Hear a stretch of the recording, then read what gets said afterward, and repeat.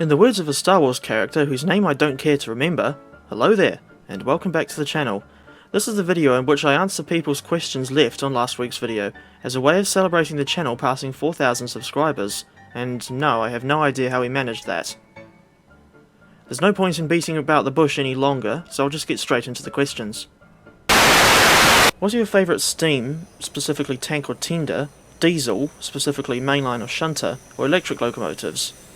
And if we're just talking about New Zealand locomotives, then my favourites are the WAB or JA steamers, DC, TR or DSJ diesels, and EF or EO electrics, although I'm specifically referring to the Toshiba-built EOs from 1968, and not the original English Electric-built EOs from 1922. Three favourite heritage lines? I'd have to say the Western Springs Railway, Glenbrook Vintage Railway, and Goldfields Railway. Those ones are the closest to my base of operations, if you will, and I just have loads of fond memories from all three lines. Though I will say that Ferrymead is worthy of an honourable mention.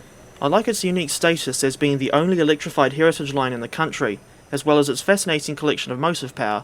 And speaking of which, here's a quick montage with the engines I saw at Ferrymead when I was last there.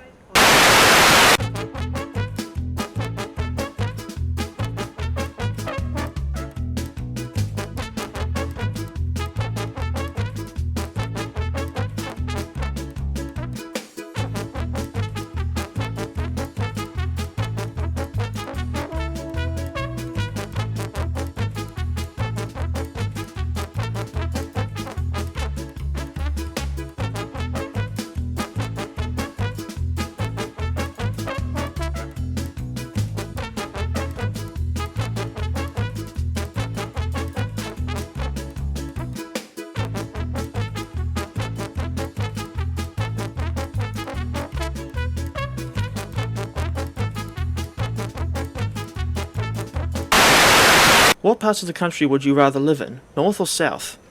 Well, from a rail fanning perspective, I'd have to say the South Island, because of its complete lack of DLs, and in my opinion, more unique heritage scene. But putting that aside, I don't really know which island I prefer to live on. Although in saying that, at some point in the future I do want to move to Wellington. Favourite railroad from North America? I would say either the Long Island Railroad or the Music City Star. Or should it be called We Go Star now? Seriously, that purple livery is hideous. Have you been on the Transalpine? Well, back in November 2018 I was supposed to go on that service, but of course Mother Nature just had to interfere the night before I was due to leave. At the very least, I got to see DXC's 5264 and 5391 hauling the train a couple of days later. 4 years later I saw DXC 5391 again after her overhaul at Hut Workshops.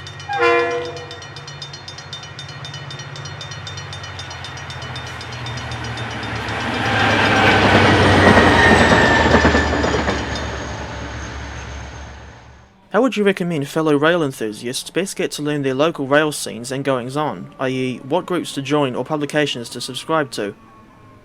My advice would be to join a Facebook group like New Zealand Locomotives. The people there often have good information on what's happening. But there are also magazines like Linesider, if I'm getting the name right, or New Zealand Railway Observer, though I don't read either of them myself. What's your opinion on the DLs, or do you like the sounds/looks of them? Well, as boring and predictable as those things are, they do at least have good sounding prime movers. But as for their weird high-pitched horns,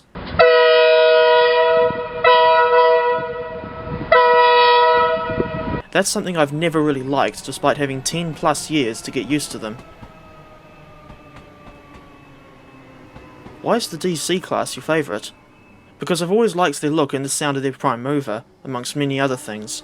Plus I've had a few cab rides with some DCs, most notably 4790, though if I went on listing all the reasons the DC is my favourite diesels, we'd be here all day. Favourite locomotive from around the world? I don't know, because Daft Punk never made railway songs. Okay, stupid jokes aside, assuming you mean overseas locomotives, I haven't got one definitive favourite, but I'd probably choose from either something like the Class 755, despite that being a multiple unit, or the EMD SD40-2. In post-production I'll add some other engines that I would consider as potential candidates.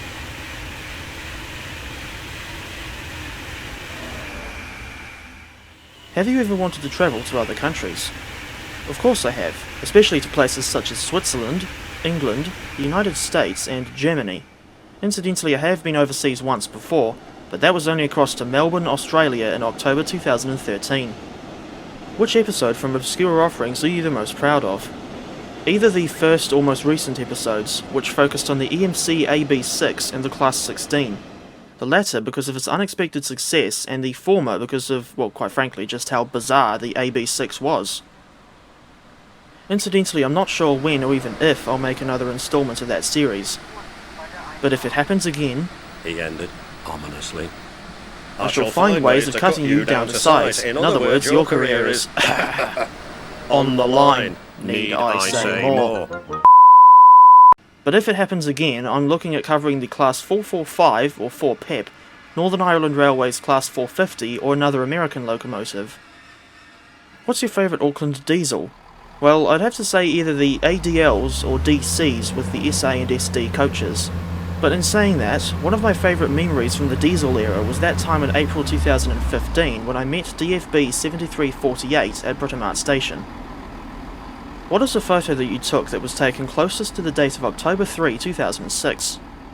Not sure what the significance of that date is, but I think the answer would be this one of EF 3059 at Otorohanga Station. It was taken by my dad on September 27, 2006, so it probably doesn't count since it wasn't taken by me. What was your first ever photograph of a real train? Probably this one of a DFT crossing the Maxwell's Road Bridge in December 2004, though it would have been taken by one of my parents as I wasn't even in primary school at the time. If memory serves, I didn't start taking pictures by myself until around 2009. What has been your favourite rail operator in New Zealand so far? I'd have to say Kiwi Rail, although I am a bit partial to the Transrail era too.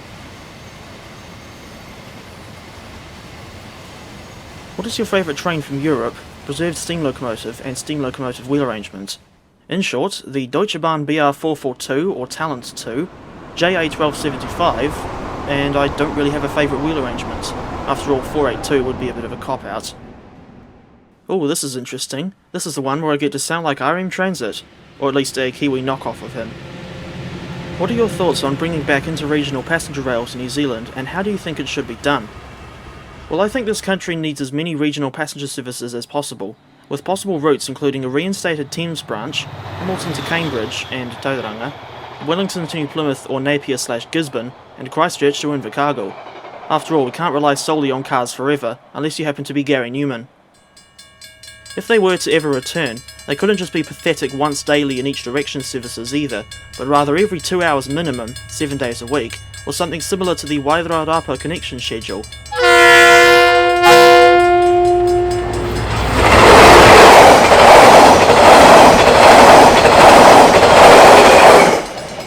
To me, it's quite frustrating that Te Huia is the only regional service to be launched in the last 5 years, and it still has a pretty poor schedule even today.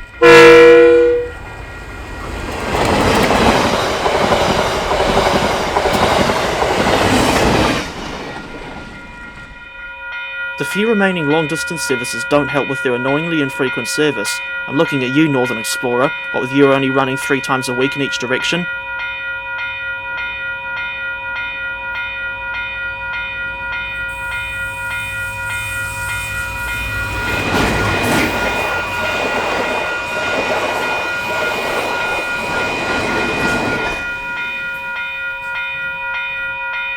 Do you ever plan on doing a model railway series, if you have a layout?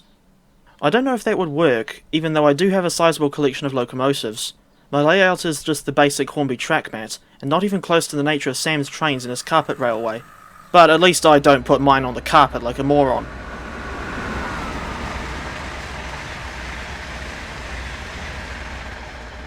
If more NZ routes were to come to Train Simulator, or potentially TSW, where would you like to see it set? That's an easy answer. I'd like it to be set on the East Coast main trunk from Hamilton to Mount Maunganui and in the present day, complete with the branch lines to Hautapu, Waitoa and Kinleith. Included motive power would need to be the DL, DC and DSG locomotives. Just the other day I thought of an alternate pick, and that would be the Auckland to Opua line set in the 1950s, so you could run the North British JA on services like the Opua Express. And you would also get the really unusual street running section through the middle of Kawakawa, and you can still see trains running on that section today thanks to the Bay of Islands Vintage Railway.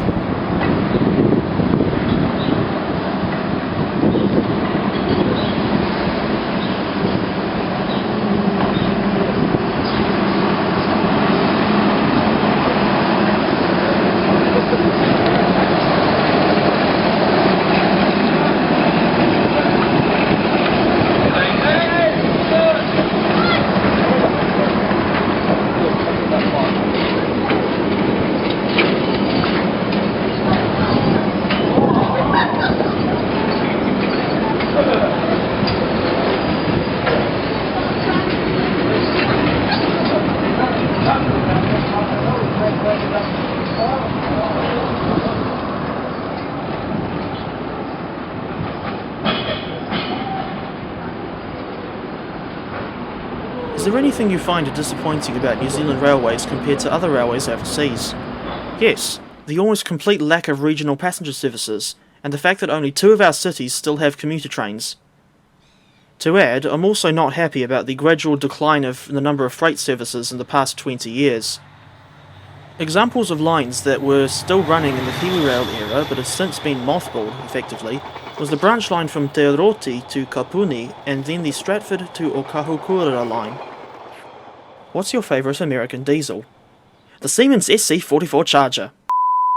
No, I'm just joking. My actual favourite is either the EMD DM30AC, F40PH, SD40-2 or MPI MP32PH-Q.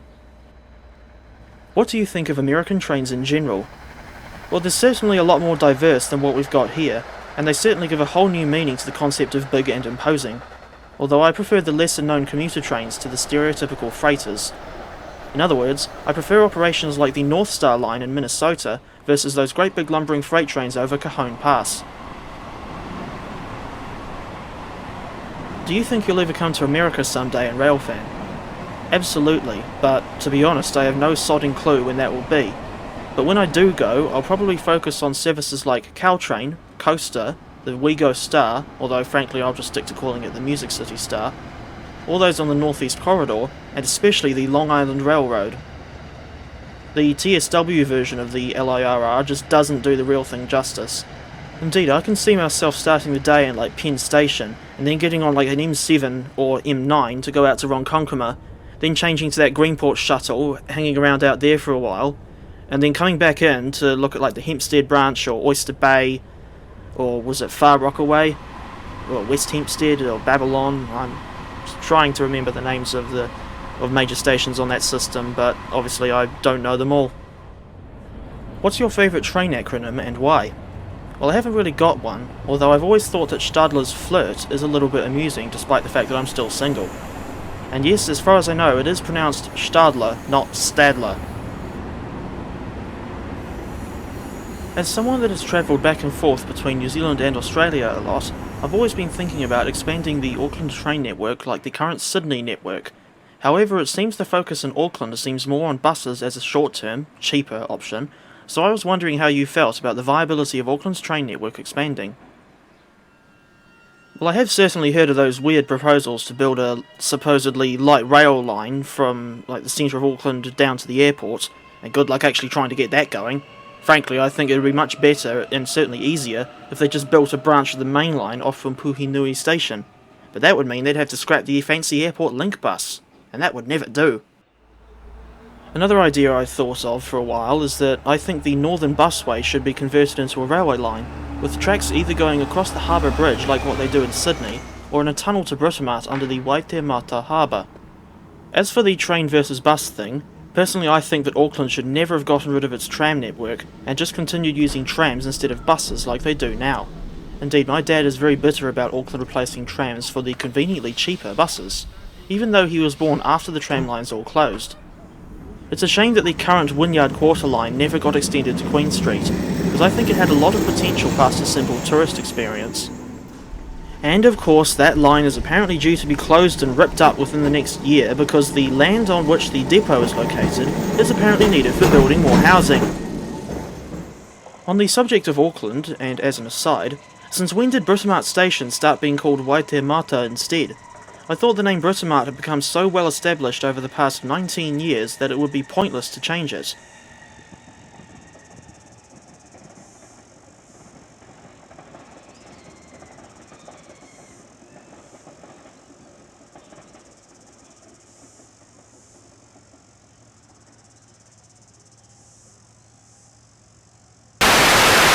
And that's the lot. I hope you've enjoyed these answers, or at least found them interesting, and I thank you all for watching, and once again for helping the channel to get past 4,000 subscribers.